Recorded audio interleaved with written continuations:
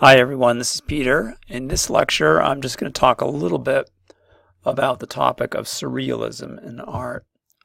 This is an art movement that emerges in Europe, especially with the French writer, and as it happens, a psychiatrist, Andre Breton.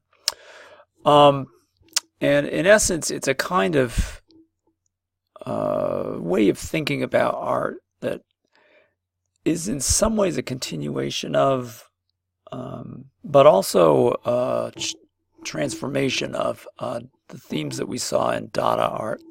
So you might recall that in the ideas of Dadaism, we have an understanding that the world is basically fundamentally made absurd, especially emphatically so with the catastrophe of World War I that ends in 1918. And Dadaists are really interested, and we looked a little bit at Marcel Duchamp as a good example of this. Dadaists are interested in taking apart the assumptions that go into making and interpreting works of art. And I think primarily with the motive of undermining any sense of coherence or rationality in the process. Marcel Duchamp is perhaps the most effective at highlighting these contradictory and perhaps ultimately hollow claims made on behalf of works of art. When we get to the surrealists, there is a continuity in the sense that the works of art they produce are not necessarily rational. They're not intended to convey logical, coherent narratives. There isn't, more often than not, any kind of deeper, obvious political meaning. An ulterior message or motive or agenda is usually not easily found.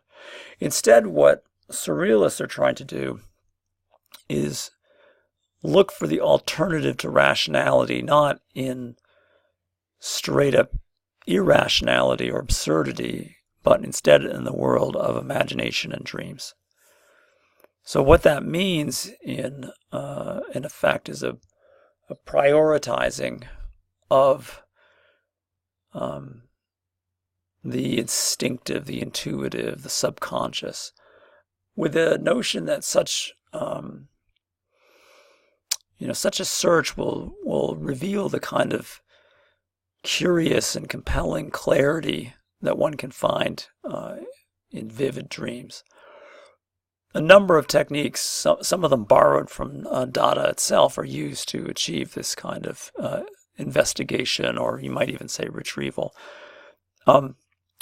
One mode of creating art that's used in surrealism is known as automatism, Automatism. Automatism is the idea that you can make interesting and even potentially aesthetically interesting works of art by simply painting, drawing, writing, speaking, whatever comes to the front of your conscious mind without any deliberation or hesitation or cogitation.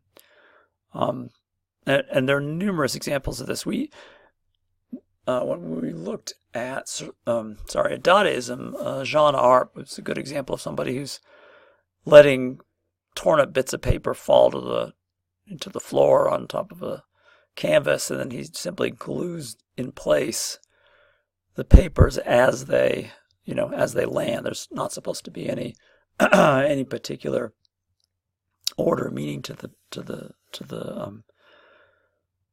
piece. There's a version of this in surrealist writing called Exquisite Corpse, where contributors to a story would basically just write, maybe a page, a paragraph, or a few paragraphs, and this would be unknown to the next contributor who would write something else, and so on around the line. And you might have a pretty substantial written work with sections that bore no resemblance to each other, and it might even be stream of consciousness writing at that. You could do the same thing with a with a piece of paper drawing,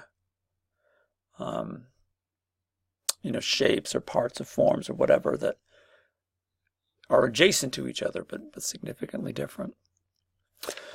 One of the most famous surrealist artists that really seems to tap into precisely what Andre Breton is getting into is, and we'll look at a few words from the Surrealist Manifesto to show you what I mean, but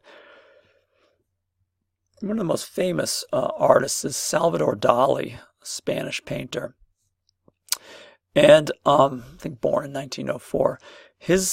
Probably his most famous painting is this one, The Persistence of Memory from 1931. This in many ways, it's quite a small painting. It's not much more than, or less than, I guess I should say, than the size of a computer monitor or a textbook. And as such, it's kind of reminiscent in its own way of smaller Dutch cabinet paintings, with that meticulous attention to detail and often meditations on time. That vanitas theme is, I think, part of what's going on in here. This painting, I think, evokes very nicely some of the points that Andre Breton makes in his first Surrealist Manifesto. These art movements, like the Futurists and what have you, are coming up with declarations of purpose, and this is what we stand for. This is what it means, and they'll often subscribe essentially to an association. They'll be members of speaking of surreal, the official surreal association. In any case, what he writes is kind of interesting. I've always been amazed at the way an ordinary observer lends so much more credence and attaches so much more importance to waking events than to those occurring in dreams. I believe in the future resolution of these two states, dream and reality, which are seemingly so contradictory, into a kind of absolute reality, a surreality. That means to kind of go above and beyond reality, if one may so speak. It's in the quest of the surreality that I am going. Surrealism is psychic automatism in its pure state, by which one proposes to express, verbally or in any other manner, the actual function of thought. Surrealism is based on the belief in the superior reality of certain forms of previously neglected associations, in the omnipotence of dream, and in the disinterested play of thought. Disinterested meaning having no agenda or no ulterior purpose. It tends to ruin once and for all other psychic mechanisms, and to substitute itself for them in solving all the principal problems of life. That's a pretty ambitious final aim there. But there's little doubt that the Surrealists tapped into something important, something that had been evoked, I think, in the work of going really as far back as the Romantics. I mean, someone such as Henry Fuseli or William Blake certainly explore the realm of dreams and a kind of subconscious, the irrational subconscious. So what do we get in this painting? Well, what we get is a somewhat unnerving, but yet strangely placid view into a landscape that is, in the upper right, probably an evocation of a place on the coast of Spain that Dali and his wife stayed at briefly. But it's rendered in a very kind of super crisp and clear fashion, especially for something so far away. It's though distance doesn't matter in this painting, and the small size of it certainly affects that as well. In the foreground, there's a very strange shape, possibly, if we manipulate it a little bit, evoking both a lying down thing, we're not quite sure what it is, and also a kind of portrait. And across that, as distributed elsewhere in the painting, are these melting, flowing watches. In the lower left is a watch that hasn't melted yet, but that's covered with a cluster of ants.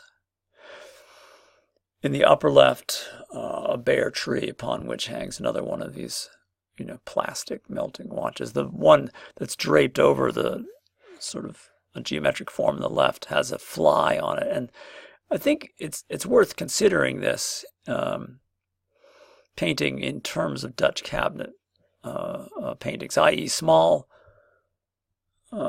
typically still life, but could also be landscape, could also be interiors. paintings that often had, especially if we talk about still life or interiors, a kind of moralistic vibe to them, which is to say, and especially the theme of time, what is the fate of your soul, or the busy activities of day-to-day life in 17th century Holland, anything compared to eternity.